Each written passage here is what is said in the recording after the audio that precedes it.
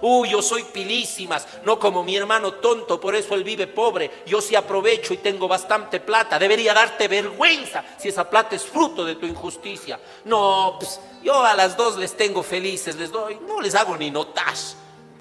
Y te felicitas de eso. Basura es tu actitud ante tu propia familia. A medida que vamos conociéndole a Dios, descubriendo en sus escrituras, cada vez nos vamos encontrando mayormente con la grandeza de su amor, que a cualquiera que le conoce a Dios le sublima. Por eso el que habla de Dios, el que habla contra Dios, yo digo, pobre ser humano, no tiene ni idea porque no lo conoce. Porque el que conoce a Dios,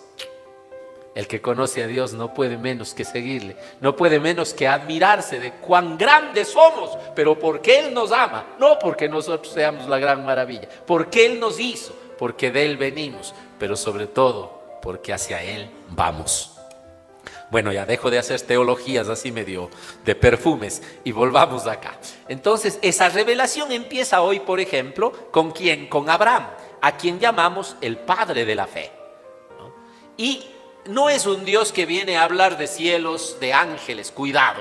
Por eso es que a veces a mí me molesta cuando hay personas que creen que Dios nos viene a hablar solo de estar de rodillas y rezando. Dios nos viene a hablar de la solución de nuestra vida, es decir, a ofrecernos su salvación, a ofrecernos su amor, que nos dé la felicidad, que nos haga tener sentido a lo que somos y a lo que hacemos, que le dé respuestas a nuestras grandes interrogantes, que sea consuelo en nuestras más grandes tristezas, que sea luz en nuestras más grandes oscuridades y camino en nuestras más grandes confusiones. Es decir, es alguien que viene a encontrarse para darle sentido y razón a nuestra existencia. Y obviamente nuestra vida tiene problemas, como la de Abraham. Abraham es alguien que pastorea, que anda por campos que no son suyos, con un rebaño pequeño y un viejo que no tiene familia, en una época en que las tribus, los grupos luchan por la tierra. Eso debió ser tremendo. Y asoma a Dios y le hace una promesa.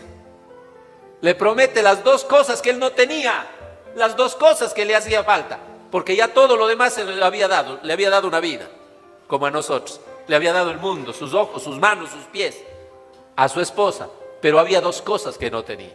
Tal vez como nosotros, hay cosas que no tenemos, cosas que carecemos: la paz, la tranquilidad, la serenidad, la fuerza de voluntad, la generosidad, aquello que nos hace falta. Y le hace una oferta, y una oferta que desde la razón no se va a entender, porque la fe tiene que ser razonada, pero no puede ser racionalizada. Pues no la puedes entender, pues no puedes meter a Dios, te repito, toda la información infinita de la sabiduría infinita de Dios en tu cabeza, que es limitada, y no puedes entender ni siquiera todo el álgebra. Por eso dicen que el álgebra no debió haber sido de Baldor, dicen los machistas, sino de Baldora, dice. Muy complicada, muy complicada. ¿Se dan cuenta?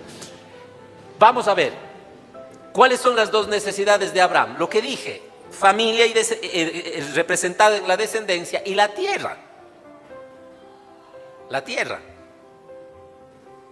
Y si esto le dicen a un muchacho de 18 años que está empezando a vivir recién casado, no habría problema. Le dice: levanta los ojos, mira al cielo, noche estrellada. ¿Puedes contar las estrellas del cielo? Imposible. Quienes hemos hecho la tontera de tratar de contar sabemos que nos perdemos enseguidita, porque a medida que se apaga se enciende. Imposible, infinitas. Pues así serán tus descendientes. Para un pelado de 18 años que está empezando la vida y con sueños de casarse y con novia joven, puede decir: difícil está, porque tantos, ¿de dónde voy a tener? ¿Cómo los voy a mantener? Si ahora para algunos hasta un hijo y es mucho sacrificio, ¿no es cierto? ¿Cómo es que antes tenían tantos hijos, no? ¿Cómo es que vivían? Es que tal vez tenían más claro que a veces es necesario la presencia del padre antes que la plata del padre, y el amor antes que la ropa. Si heredábamos la ropa del taita ¿no es cierto?, y del hermano mayor, ¿sí o no? Se ponían nomás, el mundo no se acababa por eso. Ahora nomás es que es todo terrible si es que no se puede. No sé por qué, pero bueno. Ese joven puede decir: es difícil pensar en eso. Peor para un anciano casado con una anciana, es decir, ancianos al cuadrado,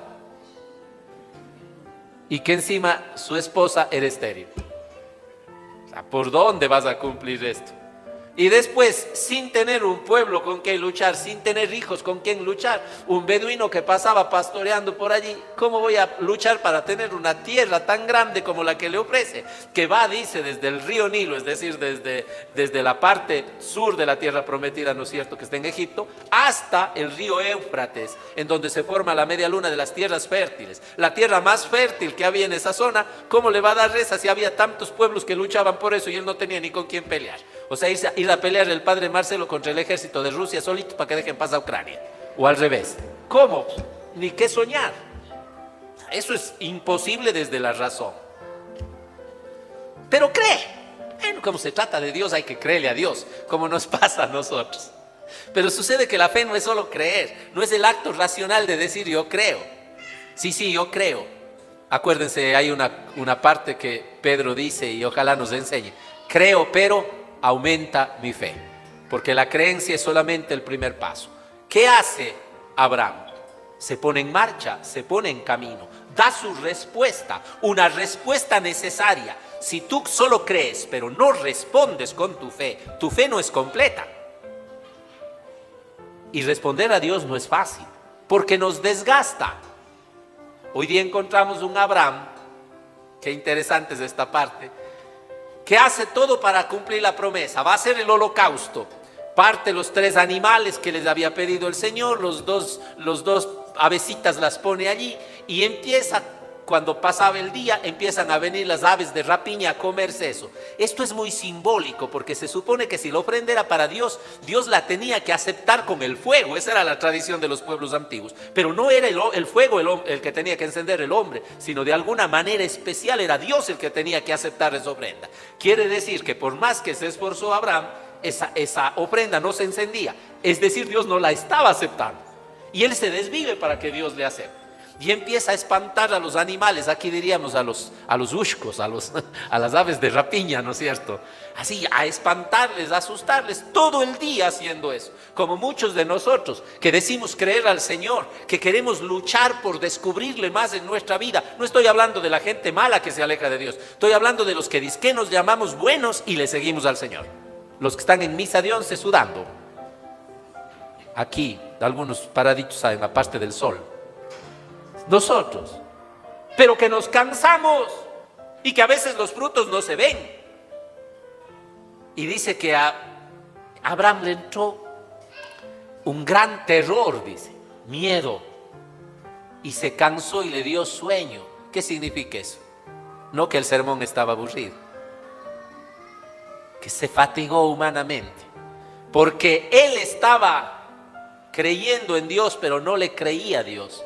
Porque él estaba haciendo mucho, esforzándose, pero esforzándose sin Dios, como nos puede pasar a nosotros. Luchamos tanto por el hogar, por la familia, por la vida, por cambiar nuestras actitudes, por vencer nuestros pecados, pero parece que no podemos, a pesar del gran esfuerzo que hemos puesto. Vienen las aves de rapiña a arrebatar y parece que Dios no escucha esa ofrenda, porque no le crees a Dios, porque no te abandonas en sus manos. Aquí es cuando Abraham se suelta. El sueño le vence, la debilidad le vence. Y es allí recién cuando cae la noche, es decir, la fatiga de todo el día de él no sirvió para nada, hasta que Dios trae su antorcha de luz y enciende en el fuego de su amor esa ofrenda y hace la alianza de darle la tierra prometida. Y le cumple, porque si no somos hijos biológicos, todos los que creemos en este Dios somos creyentes en la fe y somos millones en este mundo. El padre de la fe, por eso Abraham.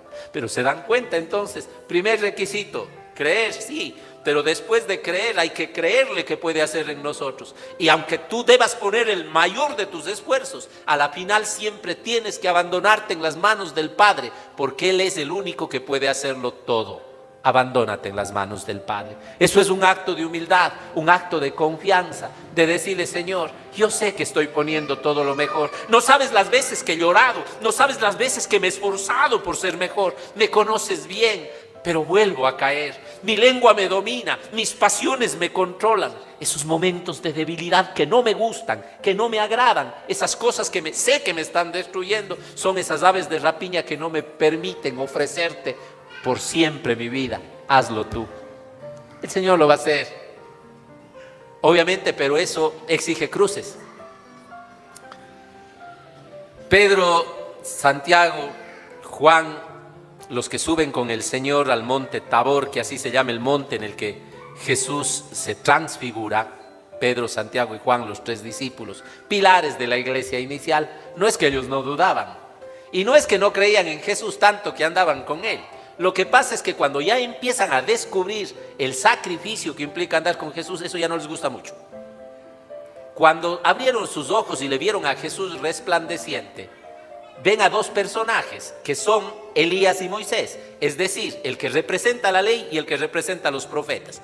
Todo el fundamento de la religión judía. Le ven con Jesús. Y qué lindo, él es el Mesías, resplandece. Pero ese Mesías le están hablando de la cruz. Ellos no habían entendido que las escrituras y la ley hablaba de la cruz, del sacrificio, del esfuerzo. La cruz no nos gusta a la gente. ¿A quién no le gusta? ¿A qué novio y novia no le gusta los besos, los abrazos, las caricias y disfrutar? ¿Qué decir del triqui triqui? No sé qué será, pero imagínense ustedes. ¿A qué novio no le gusta? Ay, qué lindo. Pero el momento en que le habla de la cruz, de los hijos, de la cruz, de que hay que aguantar el mal genio del otro, a ella no les gusta. A ella da ganas de salir corriendo, porque tenemos una vida cómoda. El mismo Pedro hoy siente esa tentación. ¿Qué le dice al Señor disimuladamente? Hagamos 3 chocitas. Una para... Él no piensa ni en él, sino que si el Señor no baja, no hay cruz. Y si no hay cruz, no le complica la vida a él. ¿Se dan cuenta? Por eso dice, la una chocita es para Moisés, la otra para Elías y la otra para vos, Señor. Y así no nos complicas la vida.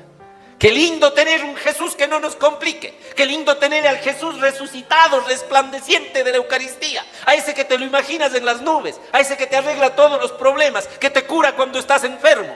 Qué tremendo es reconocerle al Cristo de la cruz, al Cristo que duele, al Cristo que hace sufrir, porque el mundo no es capaz de entender el misterio de Dios que se nos está revelando. Eso es tremendo. Y ahí es cuando el cura se emociona realmente de hablar, porque no podemos hablar de resurrección sin cruz, no podemos hablar de resurrección sin entrega. Ellos están nublados del entendimiento, no se dan cuenta que el hombre es el reflejo de Dios y no hay mayor revelación de Dios que el propio hombre, que es capaz de transformarse a sí mismo en la bondad. Por eso el rostro de Jesús dice que se transformó, cambió y no resplandecían las cosas de fuera, no era lo bonito lo que estaba afuera, lo realmente resplandeciente era Él. Así como tú tienes que resplandecer como hijo de Dios, no tus palabras, no la Biblia que tengas en la casa, no la cruz que lleves en tu pecho, no la teoría. Tus obras tienen que ser resplandor del amor, de la verdad, de la paz y de la justicia. Y eso exige esfuerzo. Pero a veces es más cómodo evitar las cruces. Hoy día alguien está celebrando 60 años de matrimonio, si no me equivoco, ¿no? Casi 60, o no sé si dije bien, bueno, 50 y 68. Abran orejas. Los que dicen, uy, ya tengo bastante. ¿Cuántos? 5 años. El cura que presume, ya soy 20 años cura. Uy, 20 años. Me falta 48. ¿Ustedes creen que se llega a los 68 años solo con sonrisas? Esa es una vida de lágrimas, es una vida de perdones, es una vida de comprensiones, es una vida de cambio. Este mundo quiere hacerse chozas y evitar el sufrimiento, evitar la cruz. Y sin cruz no hay transfiguración. Y la Cuaresma es eso, es enseñarnos que hay que enfrentar nuestro propio ser, nuestras propias debilidades, nuestras propias pasiones, pensando en ser mejor. Escuchen una parte, esto voy a predicar más en la noche, si alguien se queda con la gana, repítase la misa de la noche, el sermón, no hay problema. Pero la carta a los filipenses, hoy día Pablo llora cuando les habla a los cristianos de Filipo. Dice, muchas veces se los he dicho y ahora se los repito llorando. Hay muchos de ustedes que viven como enemigos de la cruz de Cristo. Y Pablo llora. Y Pablo era perseguidor, él sabe lo que significa estar contra Cristo. Pero él era abiertamente contrario a Cristo. Y no entiende cómo hay cristianos que están contra la cruz. ¿Qué significa eso? Contra la entrega del amor, contra los verdaderos valores. Ser cristiano no es llevar un nombre, no es estar en la misa. Ser cristiano es vivir como tal. Yo quiero cambiar las palabras de Pablo y decir, hay tantos cristianos que son contrarios al amor de Cristo. Porque hablan del amor. creen en el sacramento del matrimonio, pero no lo respetan. Y aunque estén casados por la iglesia, andan de tumbo en tumbo, moceando, teniendo hijos fuera del matrimonio, con divorcio tras divorcio. ¿Qué cristiano eres si no sabes respetarlo, más amado?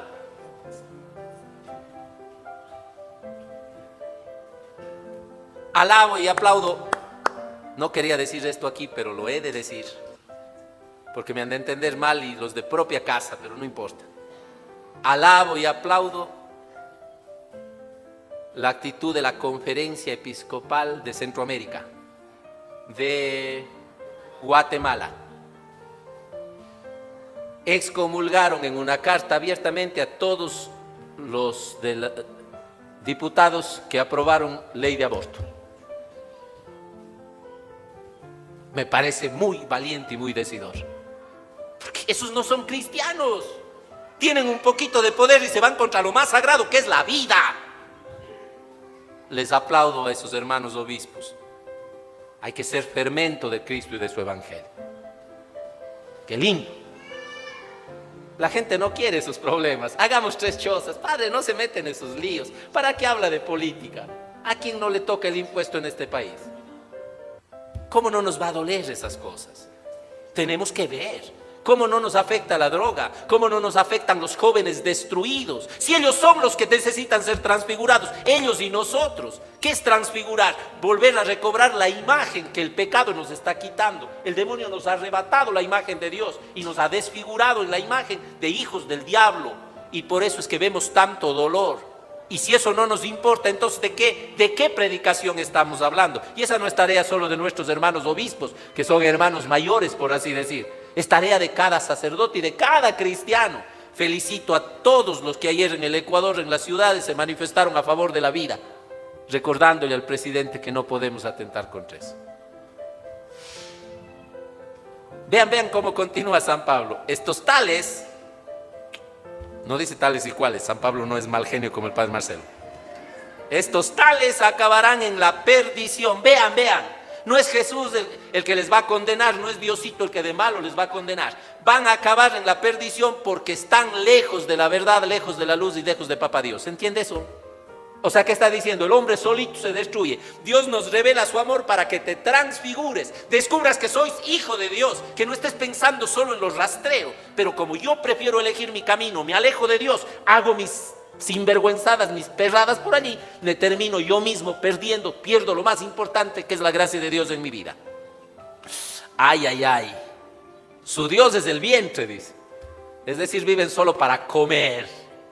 Solo para llenarse, vida de chancho se decidió. Comer, placer y dormir, y nada más. ¿Y dónde está el espíritu? ¿Y dónde está trabajar por un mundo mejor? ¿Y dónde está luchar por ser trascendentes?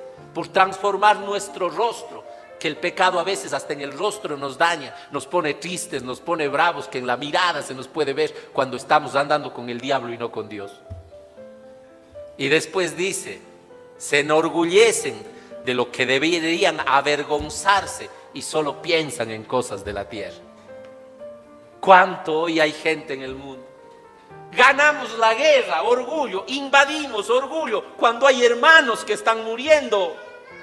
Ya logramos el triunfo de la amnistía cuando hay tanta gente que sufre eso. Ya hicimos esta o tal otra ley y hay tanta gente que sufre esas consecuencias. Uy, yo soy pilísimas, no como mi hermano tonto, por eso él vive pobre. Yo sí aprovecho y tengo bastante plata. Debería darte vergüenza si esa plata es fruto de tu injusticia. No, pues yo a las 2 les tengo felices, les doy, no les hago ni notas. Y te felicitas de eso. Basura es tu actitud ante tu propia familia. O en cosas sencillitas. Yo chupo 3 días y no caigo, este man es malo, toma 2 tragos y ya está dormido. Y de eso deberías tener vergüenza. Vergüenza, nos dice hoy San Pablo. ¿Te das cuenta? La cuaresma es un camino serio.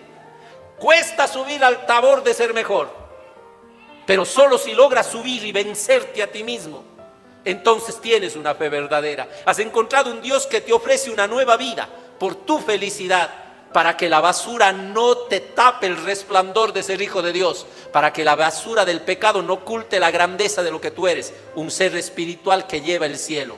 San Pablo termina diciendo, somos ciudadanos del cielo. Esperamos esa resurrección gloriosa, ese cuerpo glorioso como el de Jesús. Esa es la resurrección y la Cuaresma nos debe conducir a eso. No quiere decir que cuando te mueras tu espíritu salga a estar bailando, no. Quiere decir que hoy dejes de andar corrompiendo tu vida y este mundo que Dios te dio para ser feliz. Seamos mejores, resucitemos hoy en la presencia del Señor. Ese es el mensaje del Evangelio de este Jesús que hoy también quiere transfigurarnos a nosotros.